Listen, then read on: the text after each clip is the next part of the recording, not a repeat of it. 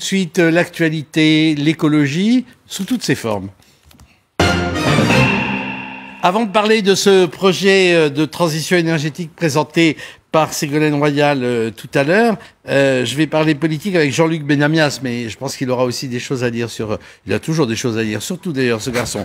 Le nouvel optimisme de la volonté, c'est un livre paru chez Bourrin, François Bourrin. C'est une citation du philosophe Gramsci, de Romain Rolland, plus exactement. Concilier l'optimisme de la volonté, le pessimisme de l'intelligence. Quand je vois votre parcours, Jean-Luc Benamias, vous avez été longtemps un pilier justement des Verts, d'Europe Écologie Les Verts.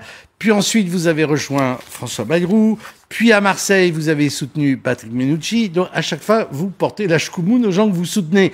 Donc est-ce que c'est bien une bonne idée de créer votre parti vous-même? Car la chkoumoune, maintenant, c'est à vous-même que vous allez la porter. Non, je ne crois pas.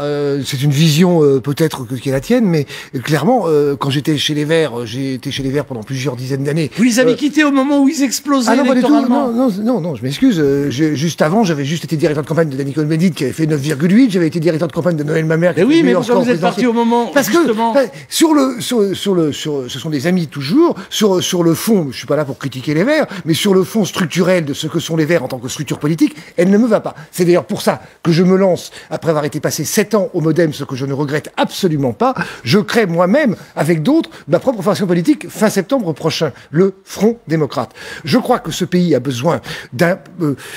allez, je vais employer des grands mots.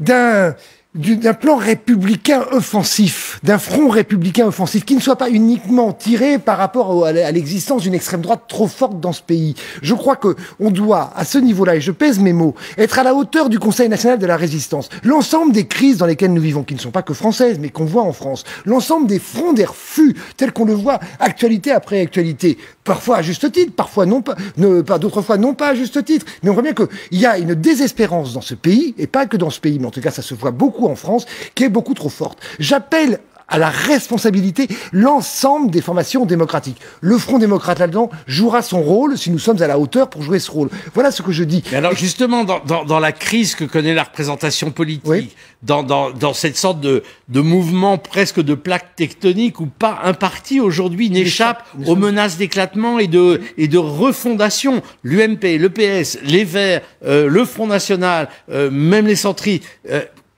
quel intérêt de rajouter un groupuscule de plus? Nous sommes d'accord, j'y ai beaucoup réfléchi parce que vous oubliez dans ces cas-là le Nouvelle Donne de le Monsieur Laroutourou, Rassemblement Citoyen de Madame Corinne Lepage, et j'en passe.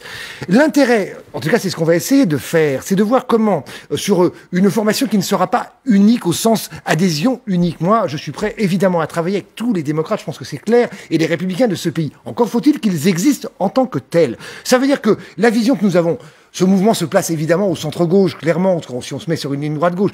La vision que nous avons, c'est que c'est un parti à durée déterminée, une formation à durée déterminée. Je voudrais que dans ce pays existe dans les années qui viennent un vrai parti démocrate, du style à l'italienne ou à l'américaine, où se retrouvent un certain nombre de sensibilités différentes, de positionnements différents, mais qui amène à nos populations, à nos concitoyens, de l'espérance, de la crédibilité. C'était bien le projet que vous aviez à un moment avec Bayrou et le MoDem. Et c'est lui qui a déserté ce projet? Non, c'est pas. Je ne veux pas polémiquer une seule seconde. J'appelle ça divorce à l'amiable. Et quand j'ai quitté les Verts, c'était de la même manière. Je suis pas en train de critiquer. J'assume tous mes passés. Vous avez oublié le PSU. J'étais aussi au PSU quand j'étais plus jeune. Non, mais je pouvais pas remonter si loin quand même. Je suis quand même pas si vieux que ça. Bon, passons. Non, ce qui m'énerve. Vous voyez, je ne suis pas en train de revenir chez les Verts, même si, vraiment, je le dis, moi, chez les Verts, j'ai de très nombreux amis, comme j'en ai, évidemment, aussi au MoDem, comme j'en ai au Parti Socialiste. Oui, mais vous ne me répondez pas sur la nécessité de rajouter une formation de plus, même si, par ailleurs, on peut avoir la double appartenance. Je suis d'accord. Vous pourriez faire un think tank, un club, J'ai déjà 2 clubs, démocrates dans la majorité présidentielle, Fédération Écologie et Démocratie, ça ne suffit pas. Il faut une maison politique. Écrivez des livres. Non, vous l'avez fait déjà. C'est la énième. Donc ça, c'est fait. C'est pas un livre-programme, mais c'est quand même un livre qui définit, à partir des crises dans lesquelles nous sommes, c'est ce que j'appelle le front des refus et les contraintes multiples dans lesquelles nous sommes. J'attends des hommes et des femmes politiques de ce pays, surtout les plus hauts responsables, qu'ils disent les réalités telles qu'elles sont, les contraintes telles qu'elles sont. C'est très bien d'avoir des positions, j'en ai évidemment des positions d'utopie, très utopiques. Après, il y a les contraintes, et puis il y a le domaine du possible. Expliquons dans la vie telle que nous la vivons aujourd'hui, en France, en Europe, dans le monde, quel est le domaine du possible. Regardez, pessimiste de la raison, on a de quoi être pessimiste, pas uniquement en France, loin de là d'ailleurs, mais quand on voit la géopolitique mondiale, mondiale aujourd'hui. Et encore, on essaye dans notre pays de ne pas trop en parler. Puis il y a la Coupe du Monde que j'adore, mais qui fait que tout ça est plus ou moins oublié. Enfin, le nombre de pays qui sont en guerre en guerre territoriale aujourd'hui, les changements géopolitiques gigantesques, tout ça demande, de mon point de vue, de la responsabilité politique des démocrates et des républicains, quels qu'ils soient, et de faire qu'on arrive à travailler ensemble. Le Front démocrate... Ça, c'est le principe. Maintenant, par exemple, qu'est-ce que vous allez faire dans les semaines qui viennent concrètement, ou en septembre? En septembre, oui. Je développe, moi, à ce niveau-là, par rapport à... j'attends des hommes et des femmes politiques dans lesquels... Non, mais ça, vous le dites. Oui, nous, on attend de quoi on doit attendre quoi de vous? Ne pas avoir une vision hémiplégique de la vie politique française. Ah, ça, c'est du Bayrou dans le texte. Mais je peux être d'accord avec Bayrou dans le texte, sauf qu'il a oublié. Là, dernièrement, ils sont repassés, c'est leur vie, c'est leur choix, ils sont repassés au centre droit. Donc, sous la coupe de l'UMP, si on peut dire ça comme ça, vu la situation de l'UMP aujourd'hui. Mais c'est clair. Je veux dire, c'est comme si je revenais chez les Verts. Je ne reviens pas chez les Verts. Je peux travailler avec tous les démocrates et républicains. C'est quoi? C'est voir aujourd'hui, par rapport... Il y a un sujet, là, qui est un sujet extrêmement complexe sur la politique des transports.